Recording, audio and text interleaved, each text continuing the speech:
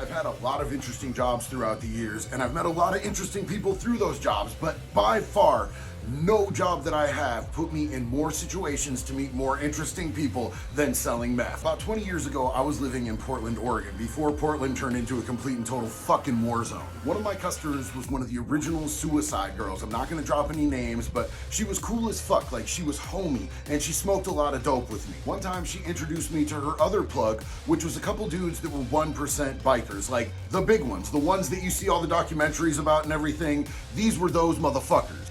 On a side note, her boyfriend tried to poison me and almost fucking killed me because he was jealous of our friendship, and we legitimately never even fooled around. Like, I just sold her dope, we smoked a lot of dope, and we knew a lot of the same people. That's a whole nother video though. These two dudes that she introduced me to had the legit fucking product at a mad decent price. Like, they were doing the old Sudafed red phosphorus dope, and it was bomb as fuck. And I got to know these dudes a little bit, and they were really fucking chill. Like, they were cool with me. I never had any real issues with them personally, even though I'm pretty sure they weren't chill with everyone, because they legit told me that they had a fucking dope cook chained up in a motherfucking basement cooking all their shit. But they were at my house one night dropping off some product, and a fucking customer that shouldn't have even known where I fucking lived started pounding on my fucking door. If you've never really been in the drug world, then you know there's certain places you just don't go unless you call, unless you're fucking invited. Like, you just don't show up. It's not casual, bitch. I don't know if y'all heard the noise in the background, but it was my little buddy. He wanted attention. This is Chewy. Normally I would have dragged this dude inside the house and dealt with it there because I don't want other people to see me beat the fucking dog shit out of somebody in public. But I had these two dudes in there and I didn't want them to be exposed to some random fucking cluck. So I grabbed this dude by his long ass hair, drug him out to the fucking curb and got his fucking mouth on the curb and reminded him that he should not swing by without calling first. I didn't curb stomp the dude. I really wanted to, but I pulled myself back from it. But when I went back in the house, they told me they were really impressed by the way that I dealt with that I handled my etiquette right, and that I handled my fucking business, which is one of their mottos: handle your fucking business. They told me that they had a collection to do that night and they could probably use an extra person, and I was like, fucking bet. They told me they would give me $500 fucking dollars whether they got their money or not. All they needed was for me to go, be muscle, hold the bitch down with them because they didn't know how many people might be in this fucking house or what they might be holding. Got there and they went to the trunk of the car and they fucking handed me a fucking shotgun. We kicked that fucking door in and I held everybody down while they searched the house. They found a lot of product, they found a lot of money. They gave me the $500 that they promised me, and they even gave me a cut of what they found above and beyond what was profit from what they were owed. It was solid, tight business. That was the type of shit that I like to deal with. Solid fucking business. The next time they called me up for a situation like that, we went and I was fucking doing the same thing, man. Holding it down with a fucking shotgun, making sure nobody moved. There was not a fucking penny in that fucking house. There was no dope. They couldn't find anything. So I held these fucking people down for over an hour while they uninstalled a water heater and put it in the back of the pickup truck that we went there in. Don't ask me why they needed a water heater. I don't know. I don't ask questions.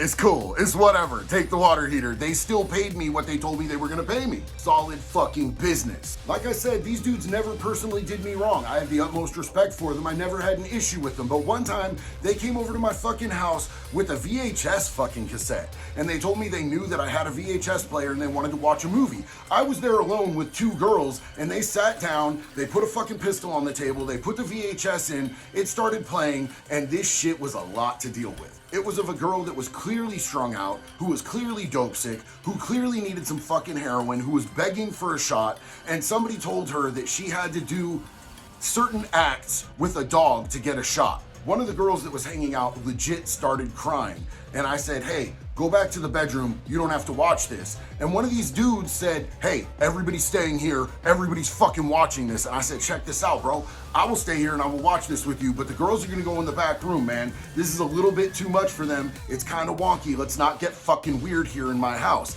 He had a pistol on the fucking table. Like, he easily could have escalated the situation if he wanted to, but he was respectful, he was chill, and he said, all right, man, you girls go back there, we're gonna watch this. I did not want to watch this. I did not want to watch. I saw some shit, bro. It was fucked up. It was shortly after that that I ended up getting my cartel plug, and the prices were just too fucking good to pass up. No disrespect to the other two dudes, man, no disrespect to their organization, but they couldn't beat the prices. I even told them, man, like, if you could beat these prices for this quantity, I'm fucking game. I'll run it with you. They told me they straight up couldn't, and they got it. Like, on a business level, they fucking got it. So it was still all respect. It was still all good. They were actually really chill dudes about it. And I say this a lot in my videos where I'm talking about crime and my background, but like, I like doing solid business. And honestly, on the West Coast, I never had a lot of people snitching on me. I never had a lot of people doing fuck shit and wonky ass business and breaking bitch on me. But when I moved to Florida, that's when that shit became really prevalent. I missed the West Coast and how people knew how to fucking conduct themselves when it came to doing business. Don't get me wrong, I found a few out here, but Florida tends to wrap you up really quick if you are doing high level shit. And these dudes were all doing high level fucking shit. It's just a different culture coast to coast, I guess. I don't personally understand it. Out west, we all seem to live by a code. Out here, it's just every man for their motherfucking self for the most part. I know this video is a little short and there's a lot more that I could put in there, but I'm worried about statute of limitations. I'm worried about charges keeping up with people. I'm worried about cold cases, so I'm just gonna fucking leave it at this. All right, you guys? If you have any questions, comments, if you have any suggestions for videos, if there's anything you wanna know, let me know in the comments and I will get to you as soon as humanly possible. I appreciate you guys for being here. Have a good day. One love.